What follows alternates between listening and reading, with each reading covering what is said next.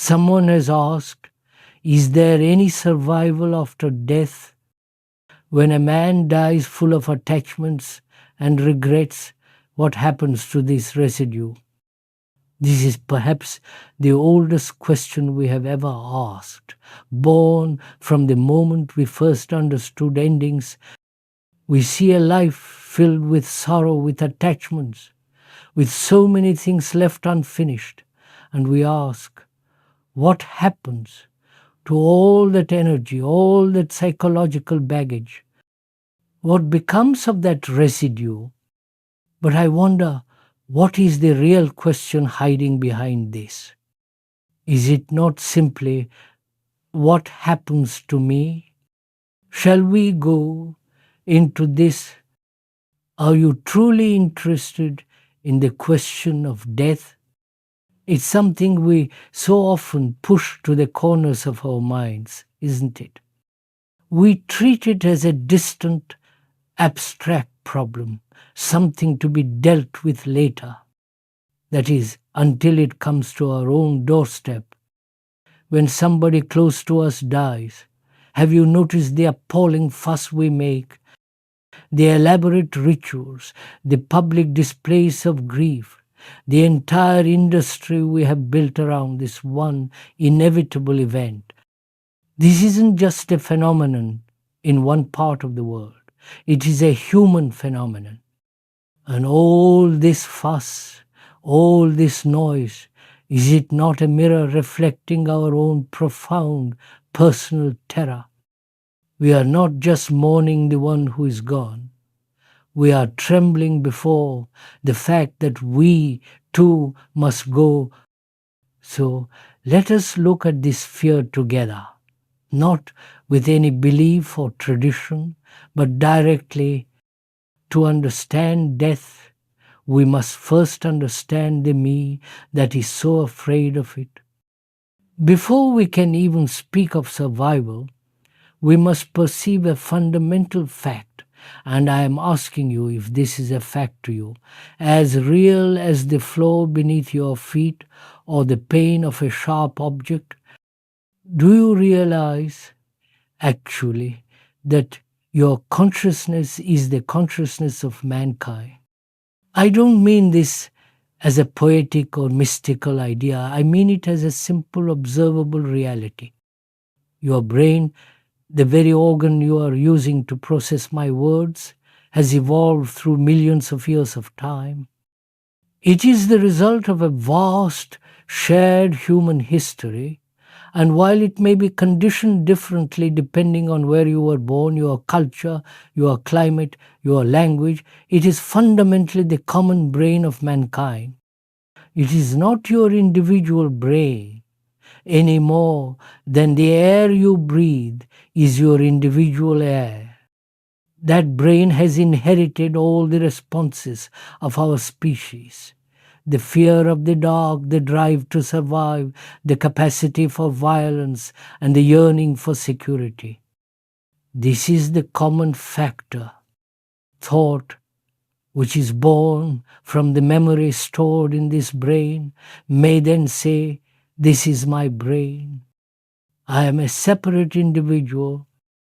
That is our primary conditioning, the drumbeat we have marched to for centuries. But are you an individual? Let us go into it seriously. What makes you an individual? You have a different name, a different form, a different face.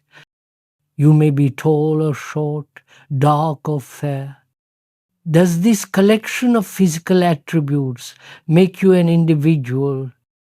Does your belonging to a certain group, your job title, your nationality, or your political party, does any of that make you truly separate from the rest of humanity? We put so much effort into asserting this individuality, don't we? Especially in our modern world, we cultivate a personal brand. We broadcast our unique opinions, our tastes in music, our curated life experiences on social media, all in a desperate attempt to draw a circle around ourselves and say, "This is me. I am distinct. I am special." But this very anxiety, this desperate need to be seen as unique, is it not the most common, shared, and universal trait of all?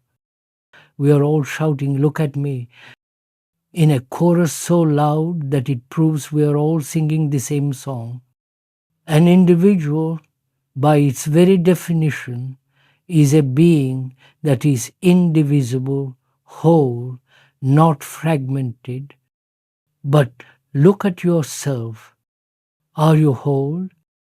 Or are you a collection of contradictory fragments? You're one person at home, another in your office, and still another with your friends. You are pulled by desire, pushed by fear, bound by tradition, and torn by conflicting ambitions. You are the result of the climate you live in, the food you eat, the propaganda you absorb. This fragmented, contradictory state is what we call me. Since we are all fragmented, we are, by this definition, not individuals at all. So, if that is the case, what is this me that you are so afraid of losing? What is this me that you hope will survive death? Let's look at it. The me is your name. It is your profession. It is the bundle of memories you have collected, the knowledge you have acquired, the pleasures you have had, and the pains you have suffered. It is your family tradition and your religious beliefs, your superstitions, your ideals, and all the chicanery your mind plays on itself. It is your ambition, your desire to be somebody, to achieve, to acquire.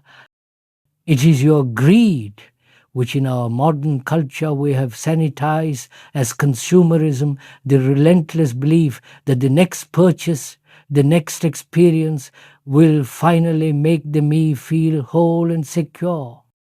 It is your envy, which is fueled every day by a culture of comparison that makes you measure your life against the projected fantasies of others. It is your fear, your loneliness, your desperate, aching search for security in a world that is inherently insecure. All of this, is your consciousness. This is the you. Now, look at that list again, carefully. Is any of it unique to you? Are you the only one who is greedy?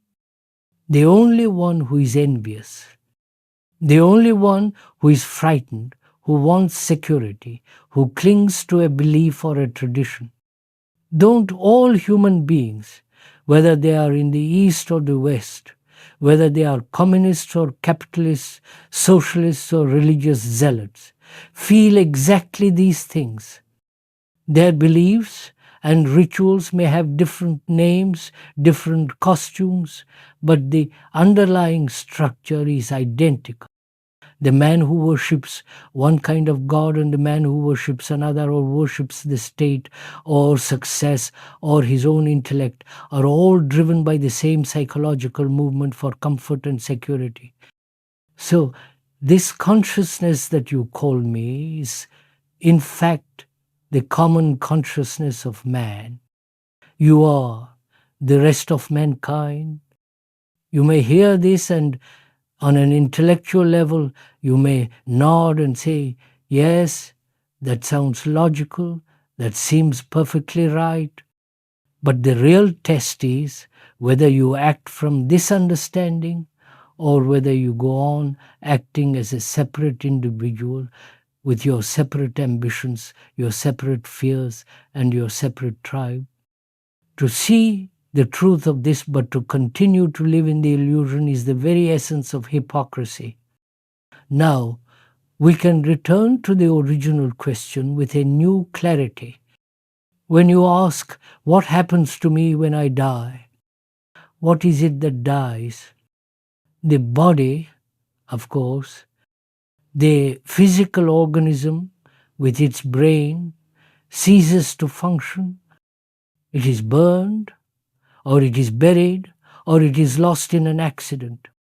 That is a clear biological fact. But what happens to the me, to that consciousness we just examined? What happens to that bundle of greed, fear, envy, ambition, and superstition? If that consciousness is the common consciousness of all mankind, then how can it die while mankind continues? The stream of human consciousness, the greed, the fear, the violence, the seeking, it just goes on. It continues in your children, in your neighbor, in the stranger across the world. The me was never truly separate from that stream to begin with. I wonder if you can realize the truth of this, not as a theory, but as a fact.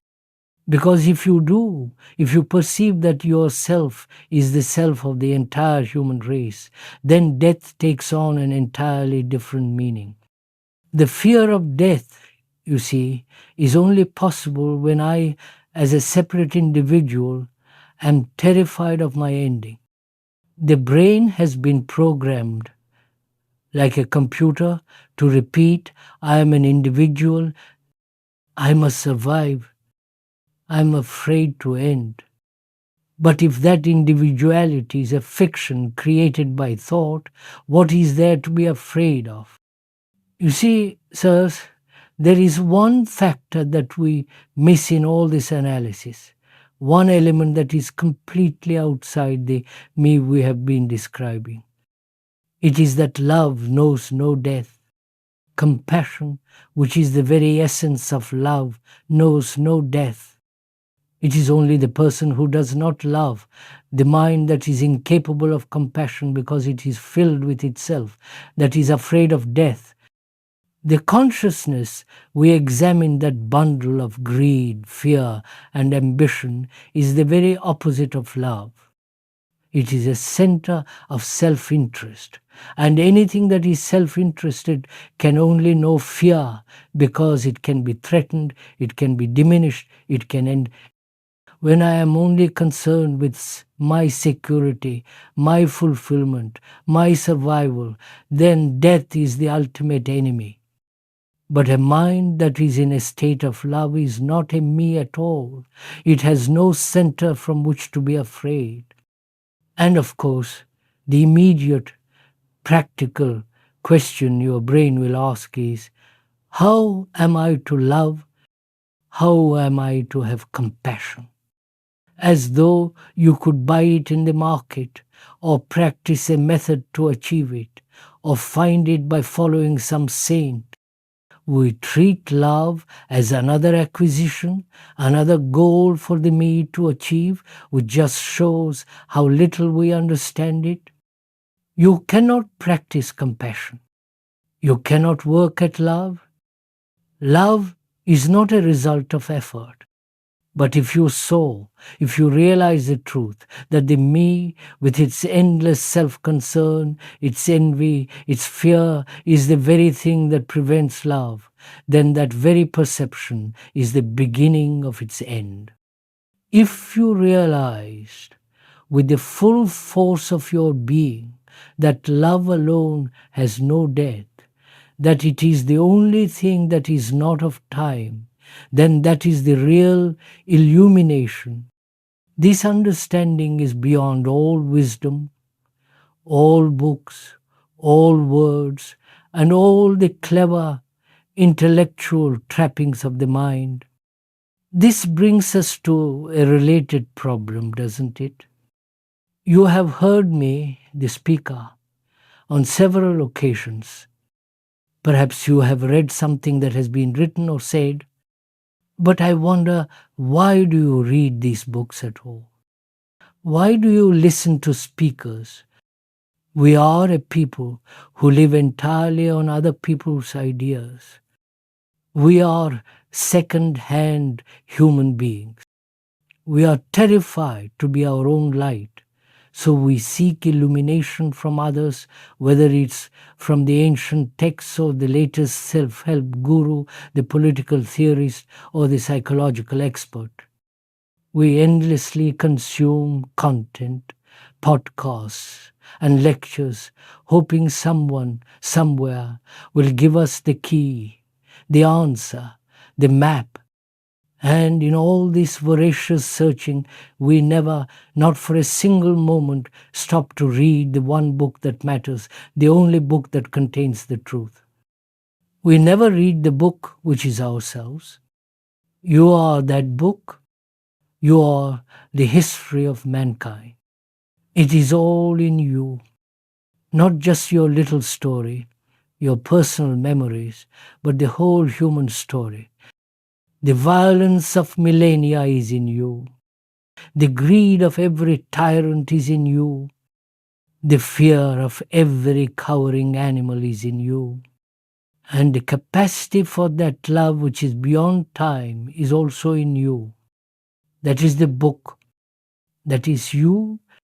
And the first thing, the absolute first thing to realize is that to read this book, you are entirely on your own. No one can help you read it. No guru, no savior, no master, no psychologist, no professor, and certainly not I, the speaker. Nobody. To look to another to interpret this book for you is to stop reading it. It is to ask for a summary, a conclusion, and to live by that conclusion, which means you have avoided the text altogether. You must put down all the other books, all the other authorities, all the systems, and face this one book which is your own consciousness. When you do, you will find there are two ways to read it. The first way is the one we all know. You read it slowly, page by page, year after year, until you die. This is the way of analysis. You take one chapter, my anger, and you spend 10 years analyzing its roots. Then you take another, my relationship with my mother, and spend another decade. You dissect, you probe, you accumulate knowledge about yourself, bit by bit. And after a lifetime of this, what do you have? You have few torn out pages, a fragmented understanding, and you die having never ever read the whole book. You have never seen the whole thing, the total structure of the me. Or there is another way. You can read it with one glance. You can see the whole book, the entire content of it, in an instant. But this requires a quality of mind that we rarely, if ever, allow. It can be done only when the brain is so sharp, so alert, so intensely alive that it sees without time.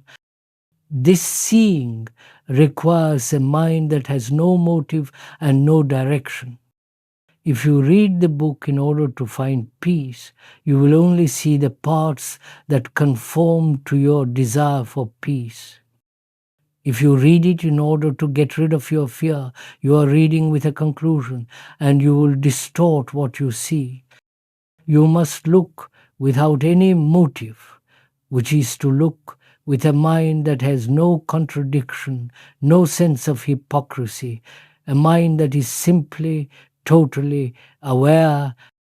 When you can look at yourself, your greed, your fear, your pettiness, your hidden violence with that total, motiveless, non-judgmental attention, then in that instant you have read the whole book.